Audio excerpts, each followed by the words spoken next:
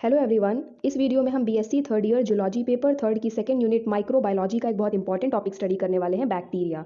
इस यूनिट में आपको मेनली 3 चीज़ों पे फोकस करना है। इसकी मॉर्फोलॉजी के बारे में आपको अपने आंसर में बताना है। मॉर्फोलॉजी होती है एक्सटर्नल अपीयरेंस, तो बैक्टीरिया की एक्सटर्नल अपीयरेंस कैसी होती है हमें ये डिफाइन करना है। बैक्टीरिया को कितनी कैटेगरी में क्लासीफाई किया गया है, किस किस बेसिस पे क्लासीफाई किया गया, मेनली बैक्टीरिया को कितनी कैटेगरी में डिवाइड किया गया है, इसके बारे में आपको डीप में आंसर में एक्सप्लेन करना होगा। उसके बाद इसकी फिजियोलॉजी बतानी होगी, उसके स्ट्रक्चर के बारे में, उसकी सेल वॉल किस चीज़ से बनी हुई होती है, ये सब। फिर लास्ट में उसके इन्फेक्शन के बारे में कि मेनली जो बैक्टीरिया से होने वाली डिजीजेज हैं उनके बारे में आपको बताना होगा। मेनली जो बैक्टीरियाज इन्फेक्शन है वो बताना होगा। तो 3 चीज़ों पे मेनली हमारा फोकस रहेगा। इस वीडियो में तीनों ही चीज़ें मैंने कवर की है, तो वीडियो को लाइक करें और लास्ट तक जरूर देखें।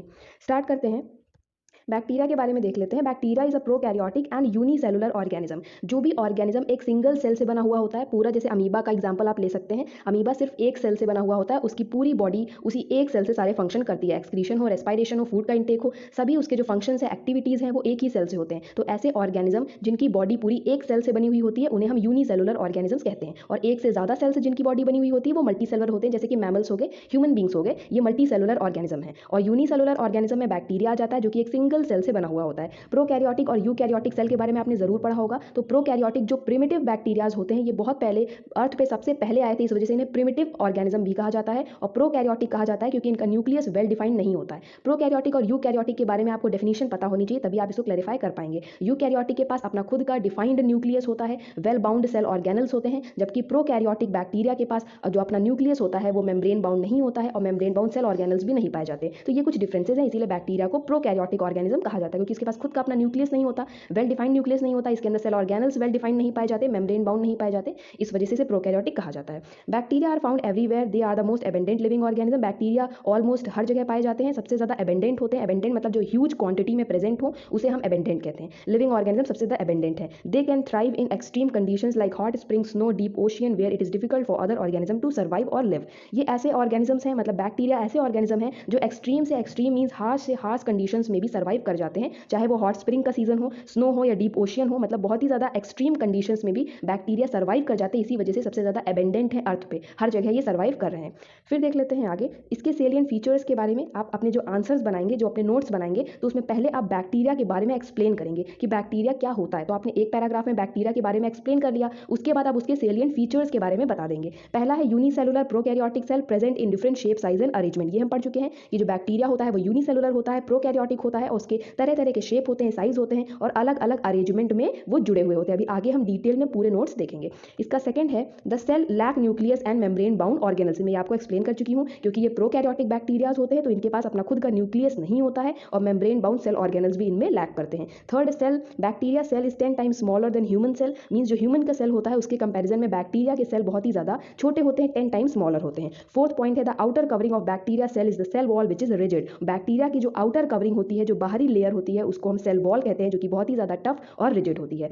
फिफ्थ पॉइंट देख लेते हैं the bacterial cell wall is made up of peptidoglycan और म्यूरिन। जो बैक्टीरिया की सेल वॉल होती है, या जो बैक्टीरिया की आउटर लेयर होती है, आउटर कवरिंग होती है, जो कि बैक्टीरिया को प्रोटेक्ट करके रखती है, बहुत ही ज्यादा टफ और रिजिड होती है, वो किस चीज से बनी हुई होती है? पेप्टाइडोग्लाइकैन से बनी हुई होती है, या म्यूरिन से बनी हुई होती है। तो ये चीजें आपको सेलियंट फीचर्स में जरूर मेंशन करनी है, इससे नोट्स का इंपैक्ट बहुत अच्छा बनेगा। तो बैक्टीरिया की जो सेल वॉल होती है वो पेप्टाइडोग्लाइकैन से बनी हुई होती है। पेप्टाइडोग्लाइकैन भी एक तरह का पॉलीमर है। पॉलीमर मींस बहुत सारे मोनोमर मिलके एक पूरा पॉलीमर बनाते हैं। तो ये यहाँ पे नैग होता है और नैम होता है, ये दो मोनोमर होते हैं जिनसे मिलके ये एक पॉलीमर बनता है, जिसका नाम पेप्टाइडोग्लाइकैन होता है। फिर देख लेते हैं सिक्स्थ पॉइंट, बैक्टीरिया सेल में contain external appendages like cilia and flagella. Bacteria जो सेल होता है उसके पास एक्सटर्नल अपेंडेजेस, मतलब जो ये सेल है उसके बाहर अगर कोई एक्सटेंशन निकला हुआ है ऐसे करके, तो उसको हम अपेंडेजेस कहते हैं या एक्सटेंशन कहते हैं। तो सेल के पास सीलिया भी होते हैं, फ्लैजेला भी होते हैं। दोनों में फर्क क्या होता है? सीलिया छोटे होते हैं साइज में, छोटे छोटे सीलिया आपने देखे होंगे, ये सीलिया होते हैं। और फ्लैजेला क्या होते हैं? फ्लैजेला जो होते हैं वो सीलिया के कंपैरिजन में लंबे होते हैं लेंथ में, लेकिन दोनों का जो फंक्शन होता है वो एक ही होता है। सीलिया भी बैक्टीरिया के लोकोमोशन में मदद करता है, और फ्लैजेला भी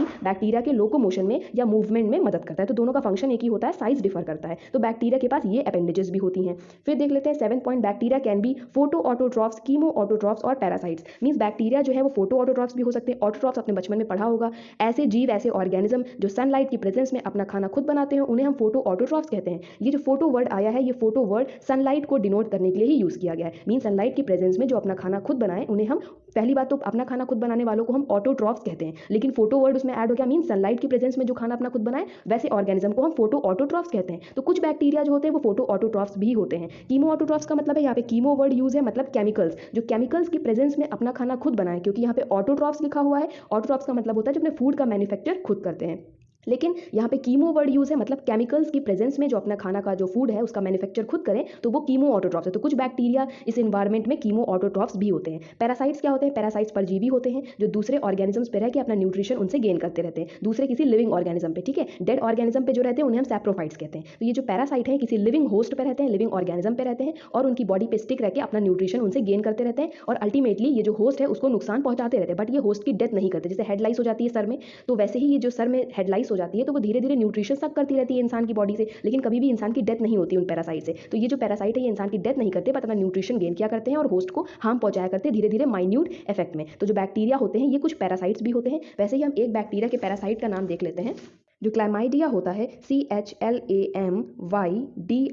क्लैमाइडिया एक ऐसा पैरासाइट है जो कि बैक्टीरियल पैरासाइट है। ठीक है, तो बैक्टीरियाज भी कुछ ऐसे एनवायरमेंट हैं जो as a parasite role play करते हैं। फिर 8th पॉइंट देख लेते हैं। उधर हमने 4 पॉइंट डिस्कस किए और इधर भी 4 पॉइंट डिस्कस किए, तो टोटल आपके 8 सेलियंट फीचर्स हो जाते हैं। Now 8th point, Mycoplasma genitalium is the smallest bacteria, means इस वर्ल्ड में सबसे स्मॉलेस्ट बैक्टीरिया माइकोप्लाज्मा गेनिटेलियम है, and Thiomargarita is the largest bacteria. तो ये लार्जेस्ट बैक्टीरिया है। इस तरह के पॉइंट मेंशन करने से अपने नोट्स में क्या होता है, थोड़ा फैक्ट बेस्ड अगर आप अपने नोट्स में रखते हैं 1-2 लाइन, तो उससे पूरे नोट्स का इंपैक्ट बहुत अच्छा पड़ता है। तो ये सेलियंट फीचर्स में आप ये पॉइंट भी ऐड कर देंगे, सबसे स्मॉलेस्ट बैक्टीरिया कौन सा है, सबसे लार्जेस्ट बैक्टीरिया कौन सा है, क्योंकि अल्टीमेटली हम ओवरऑल बैक्टीरिया के बारे में ही लिख रहे हैं। फिर देख लेते हैं नेक्स्ट, यहाँ से आप हेडिंग डालेंगे क्लासिफिकेशन ऑफ बैक्टीरिया या फिर मॉर्फोलॉजी ऑफ बैक्टीरिया, दोनों में से आप कोई भी हेडिंग डाल सकते हैं। उसके बाद आप लिखेंगे कि bacteria is classified into 4 groups according to their shape. Bacteria को 4 ग्रुप में, 4 कैटेगरी में डिवाइड किया गया है अकॉर्डिंग टू देयर शेप, मतलब उनके शेप के बेस्ड पे। पहला है स्फेरिकल शेप, सेकंड है रॉड शेप, तीसरा है कॉमा शेप। मतलब जो स्फेरिकल शेप के बैक्टीरिया होते हैं उनको हम कोकाई कहते हैं, जो रॉड शेप के बैक्टीरिया होते हैं उनको हम बैसिलस कहते हैं, जो कॉमा शेप के बैक्टीरिया होते हैं उनको हम विब्रियोज कहते हैं।